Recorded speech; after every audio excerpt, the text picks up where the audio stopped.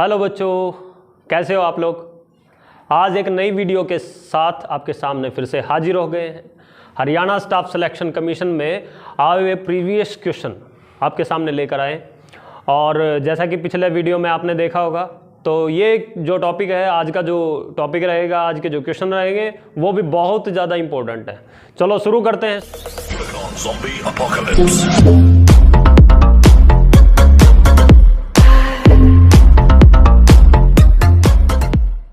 तो पहला क्वेश्चन आपकी स्क्रीन पे है, देखिए। उस वैज्ञानिक का नाम बताएं जिसने सर्वप्रथम सबसे पहले ये बताया था कि पृथ्वी सूरज के चारों तरफ चक्कर काटती है। ठीक है, पृथ्वी सूरज के चारों तरफ चक्कर काटती है। पहला क्वेश्चन आपकी स्क्रीन पे, पृथ्वी सूर्य के चारों तरफ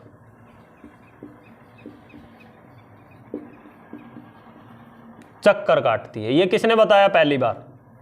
देखिए पहले ऑप्शन लिख देता हूं मैं, क्या है पहला ऑप्शन, क्या है देखिए, न्यूटन।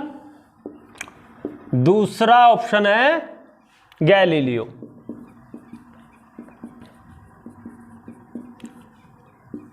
तीसरा ऑप्शन देखिए कोपरनिकस। और चौथा ऑप्शन है आपका टॉलमी। देखिए क्या है, पहले तो बहुत सारी ऐसी कल्पनाएं रही जिसमें ये कन्फ्यूज़न रहा कि पृथ्वी सूरज के चारों तरफ चक्कर काट रही है या कोई और ऐसा कोई थ्योरी है। लेकिन कुछ ऐसे वैज्ञानिक आए जिन्होंने ये क्लियर किया, ये बताया कि पृथ्वी सूरज के चारों तरफ चक्कर काटती है। सबसे पहले देखो, ये बात बोली थी, ये बात बताई थी कोपरनिकस ने कि पृथ्वी जो है सूरज के चारों तरफ, ये पृथ्वी है और सूरज के चारों तरफ चक्कर काटती रहती है। ये हमारा सन है, इसके चारों तरफ चक्कर काटती है। ये सबसे पहले बताया कोपरनिकस ने, क्लियर किया। उससे पहले गैलीलियो ने भी थोड़ा आइडिया लगाया, है ना। तो यहाँ जो न्यूटन लिखा हुआ है, न्यूटन के बारे में हमें पहले पता है कि इन्होंने फोर्स के बारे में बताया था, मास इनटू एक्सेलरेशन, इसके बारे में बताया था। और इसके साथ इन्होंने बताया था न्यूटन्स, ये बताया था भाई गति के जो नियम, जिसको हम बोलते हैं गति के नियम। ठीक है, लॉ ऑफ मोशन जो बताए थे, लॉ ऑफ मोशन जो बताए थे वो भी न्यूटन साहब ने बताया था। साथ में न्यूटन साहब ने प्रिज्म के बारे में बताया। ठीक है, बहुत सारी चीज़ें न्यूटन साहब ने बताई। गैलीलियो के बारे में भी सबको पता है, इन्होंने एक बुक लिखी और हमारे बहुत बड़े खगोल शास्त्री रहे हैं, ये खगोल शास्त्री रहे। ठीक है, दूरबीन बनाया इन्होंने, और भी बहुत सारी चीज़ें इन्होंने बनाई। ठीक है, कोपरनिकस के बारे में तो हमने बता ही दिया कि इन्होंने ये सबसे पहले बताया। टॉलमी का देखो, टॉलमी भी एक खगोलवेता थे। ठीक है, खगोलवेता भी थे। साथ में टॉलमी ने ये बताया कि चंद्रमा पृथ्वी के चारों तरफ चक्कर काटती है कितने दिनों में, ये पृथ्वी के चारों तरफ, ये इन्होंने बताया सबसे पहले टॉलमी ने। ठीक है, तो ये पहला क्वेश्चन है जिससे हमें ये पता लगा कि पृथ्वी सूरज के चारों तरफ चक्कर काटती है। कितने दिनों में चक्कर काटती है? 365 दिन और कुछ सेकंड, कुछ मिनट लेकर वो चक्कर काट रही होती है। तो ये बताया सबसे पहले कोपरनिकस ने। इस पे निशान लगाओ और इसको याद करो। ठीक है, दूसरा क्वेश्चन देखो। दूसरा क्वेश्चन आपकी स्क्रीन पे आ गया होगा।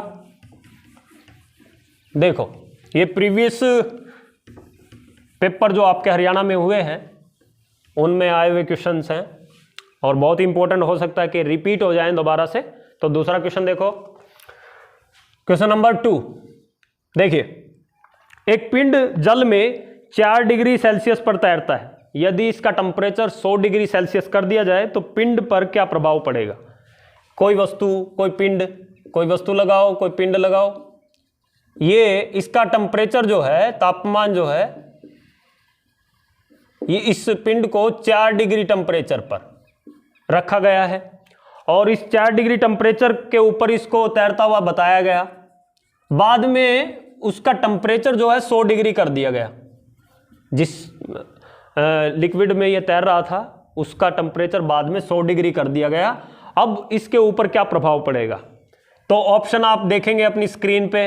पहला ऑप्शन आप अपनी स्क्रीन पे देखें, तो ए बी सी करके आपके स्क्रीन पे आ गए होंगे। उनमें से कौन सा ऑप्शन ऐसा होगा? देखिए, सबसे पहले तो आप ये देखिए कि तापमान की बात करी है, लिक्विड के तापमान की बात करी है, तो लिक्विड का तापमान जैसे ही आप बढ़ाते हैं बढ़ाते हैं तो उसमें एक चीज पर प्रभाव पड़ता है, वो आपकी होती है डेंसिटी। ठीक है, जब किसी लिक्विड के ऊपर टेम्परेचर जो है, तापमान आपने बढ़ा दिया, तापमान आपने थोड़ा सा भी उसका बढ़ा दिया, तो उसकी डेंसिटी घटना शुरू हो जाएगी।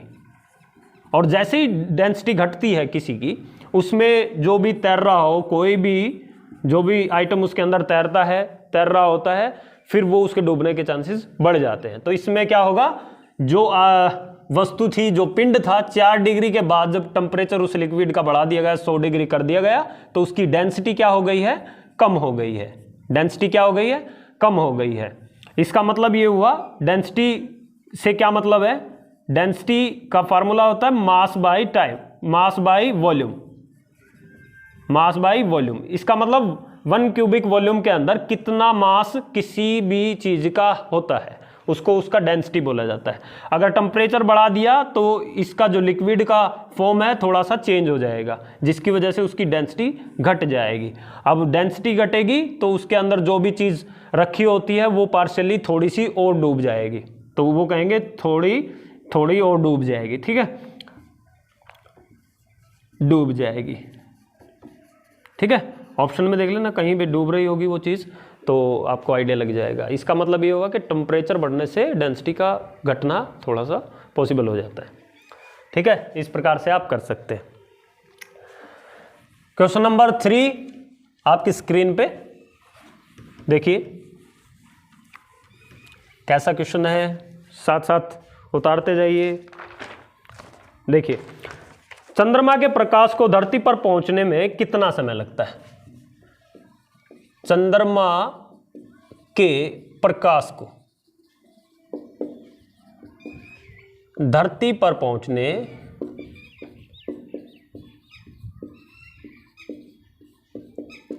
में कितना समय लगता है? कितना समय लगता है?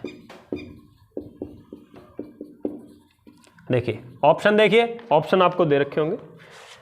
1.3 सेकेंड, बी ऑप्शन देखिए 12.5 सेकेंड, सी ऑप्शन देखिए 1 मिनट, और डी ऑप्शन देखिए क्या दे रखा है 52 सेकेंड्स। ये ऐसे करके दे रखे हैं भाई, 4 अलग अलग ऑप्शन आपको मिलेंगे। और ये पूछता है कि चंद्रमा के प्रकाश को धरती तक पहुंचने के लिए कितना समय लगता है, ये पूछ रहा है। तो कैसे पता लगेगा? देखिए ऑप्शन से आपको थोड़ा आइडिया लगेगा, अगर इससे आइडिया ना लगे तो हम चलते हैं सीधा प्रकाश के ऊपर। कहां चलते हैं? प्रकाश। और प्रकाश का गति आपको पता है, प्रकाश की गति, प्रकाश की गति कितनी होती है? 3 गुना 10 की शक्ति 8 मीटर पर सेकंड। कितनी होती है? 3 गुना 10 की शक्ति 8 मीटर पर सेकंड। ये थोड़ा मीटर में है, इसको किलोमीटर में कन्वर्ट करते हैं। देखिए ठीक है, अभी मैं क्या करता हूं, इसको कन्वर्ट कर लेता हूं। इसका मतलब 3 लाख और ये 1000 हो गया, तो ये किलोमीटर में बदल देंगे। इस 1000 को हम किलोमीटर में बदल देते हैं, लगभग 3 लाख किलोमीटर। ठीक है, लगभग 3 लाख किलोमीटर पर सेकंड। ये आपको समझ में आ गया होगा कैसे किया है।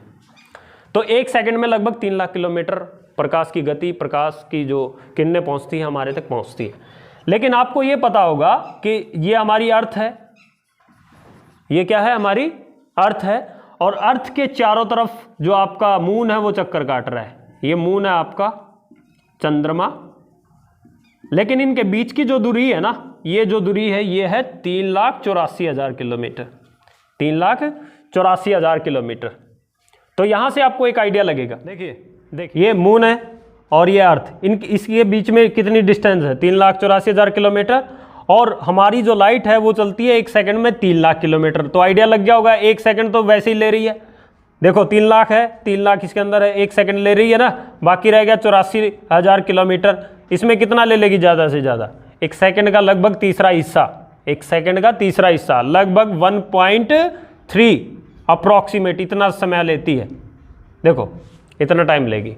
तो इसका मतलब क्या हुआ, चंद्रमा के प्रकाश को पृथ्वी पर पहुंचने में कितना समय लगता है, धरती पर पहुंचने में कितना समय लगता है, लगभग 1.3 सेकेंड। अगर ऐसे ना करना चाहें तो ऐसे कर सकते हैं, इन दोनों को डिवाइड करके देख लो,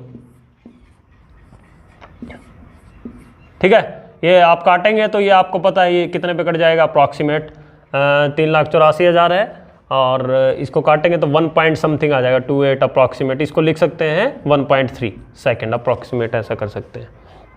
तो इस प्रकार से आपको पता लग जाएगा कि चंद्रमा से पृथ्वी तक जो लाइट है पहुंचती है वो कितना टाइम लेगी, लगभग 1.3 सेकंड के आसपास लेगी। अगला क्वेश्चन देखिए, आपकी स्क्रीन पे आ गया होगा, साथ में नोट्स बना लें और पढ़ लें आराम से, रिवाइज भी कर सकते हैं। देखिए अगला क्वेश्चन, रोड और रेल परिपथ जो है उनके वक्र जो हैं उनका झुकाव हमें क्या प्रदान करता है। रेल है, रोड आपने देखे होंगे, एक किनारे से थोड़े से उठे हुए होते हैं, उस पर रोड पे गाड़ियाँ जाती हैं, वो एक तरफ से थोड़ी सी झुकी हुई सी महसूस होती है, कहीं मोड़ आ गया वहाँ थोड़ी सी बैंक्ड है, झुकी हुई सी है। ये क्या कारण है उसका, ऐसा क्यों बनाया जाता है। देखिए किसी भी ये बेसिकली तो हादसों से बचाने के लिए है, और दूसरा ये है कि उस पर लगता है फ्रिक्शन। जब रोड पे गाड़ी चलती है, बाइक चलता है, जब मोड़ आता है तो उसका फोर्स जो होता है ना वो एक स्ट्रेट लाइन में जाता है, और उस स्ट्रेट लाइन को बचाने के लिए हम क्या करते हैं, उसको थोड़ा बेंड करने के लिए उसको थोड़ा सा बैंक्ड कर देते हैं, किनारा थोड़ा सा ऊपर उठा देते हैं, ताकि उसका जो फ्रिक्शनल फोर्स है उसको बैलेंस करके उस रोड के ऊपर रखे, वरना वो गाड़ी बाहर भी जा सकती है रोड से बाहर, क्योंकि उसका डायरेक्शन जो है फोर्स का वो सीधा होगा। कुछ इस प्रकार से देखिए, इस प्रकार से जब वो गाड़ी भाग रही होती है ना, तो वो ऐसे भाग रही होती है तो उसका फोर्स जो होता है इस डायरेक्शन में होता है। इसको इस रोड पे रखने के लिए यहाँ ये किनारा जो होता है ना, ये थोड़ा सा ऊपर की तरफ उठा देते हैं, इसको बैंक्ड कहते हैं, बैंकिंग, बैंक्ड रोड ऐसा बोला जाता है। ये कहानी है इसकी। साथ में इसको बैलेंस करने के लिए एक फोर्स की जरूरत पड़ती है। किसकी जरूरत पड़ती है, फोर्स की। किस प्रकार का फोर्स है, देखो आपका ऑप्शन, ये आपके ऑप्शन आपके स्क्रीन पे दिख रहे होंगे। देखिए पहला ऑप्शन आपको दिख रहा होगा, अभिकेंद्रीय बल, अभिकेंद्रीय बल। दूसरा उपकेंद्रीय बल, ठीक है। तीसरा ऑप्शन आपको देखने को मिल रहा होगा, अपकेंद्रीय बल, ठीक है। और चौथा ऑप्शन क्या है आपका, कोणीय बल, कोणीय बल। ये देखिए कोणीय वेग है, सॉरी कोणीय वेग। तो इस प्रकार की सिचुएशन में आप ध्यान से देखें, इनमें से कौन सा ऑप्शन सही है। बेसिकली इसमें ऑप्शन आपका आंसर रहेगा अभिकेंद्रीय बल, अंदर की तरफ लगने वाला बल। अभिकेंद्रीय बल कौन सा होता है, अंदर की तरफ लगने वाला बल। अभिकेंद्रीय बल अंदर की तरफ लगने वाला बल, लगने वाला बल।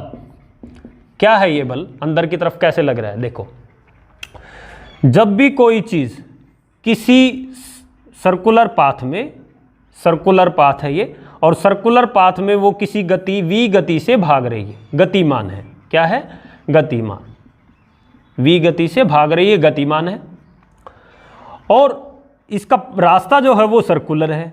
तो इस रास्ते पे इसको बनाए रखने के लिए अंदर की तरफ एक बल लगता है F, ये r डिस्टेंस है, अंदर की तरफ एक बल लगता है, ये r इसका रेडियस है, त्रिज्या जिसको आप कहते हैं। तो इसकी गति को गतिमान रखने के लिए अंदर जो फोर्स लगता है, जैसे कि हमें पता है गतिमान रखने के लिए एक फोर्स लगता है जिसको मास इनटू एक्सेलरेशन कहते हैं हम लोग। इसको गतिमान रखने के लिए हम क्या करते हैं कि ये अंदर एक फोर्स महसूस करते हैं, एक फोर्स महसूस करते हैं, उस फोर्स का नाम है अभिकेंद्रीय, केंद्र की तरफ लगने वाला बल, केंद्र की तरफ लगने वाला बल, ठीक है। यहां जो एक्सेलरेशन पैदा होगा गतिमान वस्तु के ऊपर अंदर की तरफ, यहां फोर्स लगेगा, इधर भी अंदर की तरफ एक फोर्स लग रहा है, इस पॉइंट पे भी अगर फोर्स लगेगा वो भी अंदर की तरफ लगेगा, और इसकी गति क्या है, v।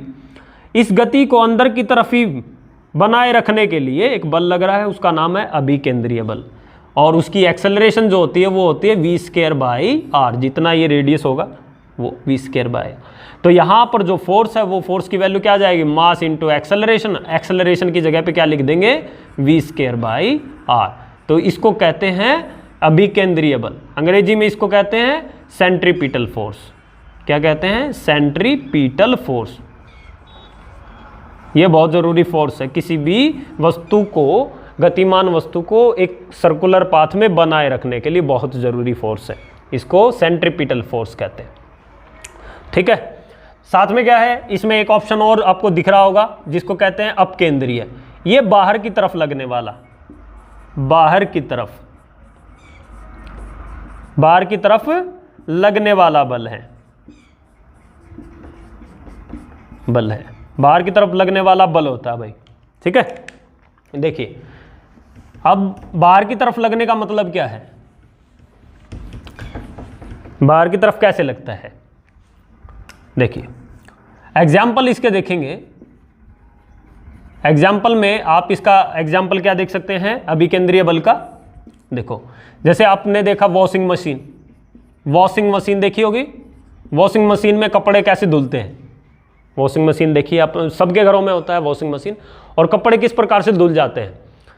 आपने वॉशिंग मशीन का स्ट्रक्चर आपने देखा हो ध्यान से, तो वो कुछ इस प्रकार का होता है। जैसे ये आपका वॉशिंग मशीन है और ये थोड़ा खुरदरा आपको दिखेगा, थोड़ा सा खुरदरा है ना, तो खुरदरा है, इसके अंदर कपड़े डाले हुए हैं और ये घूमेगा, और घूमेगा तो इस पे लगा है अपकेंद्रीय बल, मतलब बाहर की तरफ। इसमें जो कपड़े होते हैं वो बाहर भागने की कोशिश करेंगे, जो कपड़े होते हैं वो कहाँ जाने की कोशिश करेंगे, बाहर की तरफ भागने की कोशिश करेंगे।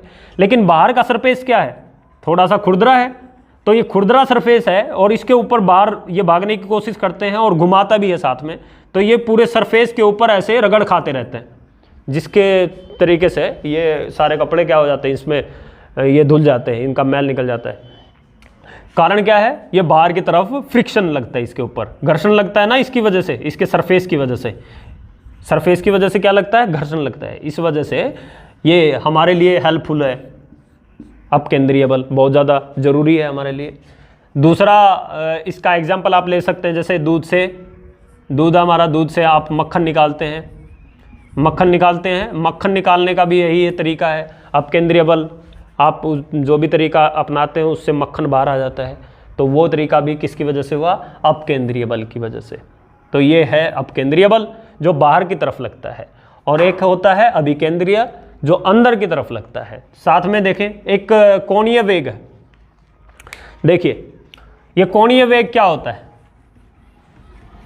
कोणीय वेग किसी भी सर्कुलर पाथ में, जैसे कोई सर्कुलर पाथ है, ये एक है ना, और ये केंद्र होता है, इस केंद्र के बाहर जो सर्कुलर पाथ है, कोई वस्तु ए पॉइंट से बी पॉइंट की तरफ चलती है तो उसकी कुछ गति होगी, और उसकी गति को कहा जाता है ओमेगा।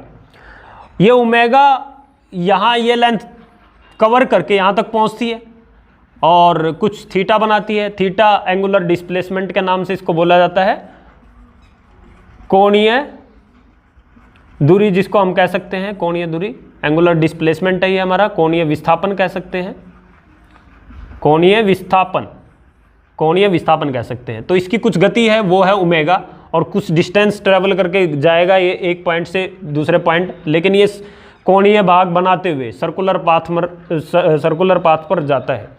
तो इस गति को कहा जाता है एंगुलर वेलोसिटी, इसको कहा जाता है एंगुलर वेलोसिटी, एंगुलर वेलोसिटी बोला जाता है। एंगुलर वेलोसिटी का मतलब क्या हो गया बच्चों, ये हो गया कोणीय वेग, हिंदी में कोणीय वेग, अंग्रेजी में इसको एंगुलर वेलोसिटी। ये किसके बराबर होता है, angular displacement with respect to time. Angular displacement theta जितना बनाएगा, 40 डिग्री, 45 डिग्री, 360 डिग्री, 2 पाई भी लिख सकते हैं यहाँ पे, 2 पाई पूरा 360 भी हो सकता है, तो पूरा 360 भी घूम सकती है वस्तु। तो एंगुलर वेलोसिटी कौन सी वेलोसिटी, थीटा बनाते हुए, थीटा डिस्प्लेसमेंट करते हुए, टी टाइम लेते हुए कोई वस्तु अगर किसी सर्कुलर पाथ में घूम जाती है तो उसको कहा जाता है कोणीय वेग। क्या कहा जाता है, कोणीय वेग। यह है आपका क्वेश्चन।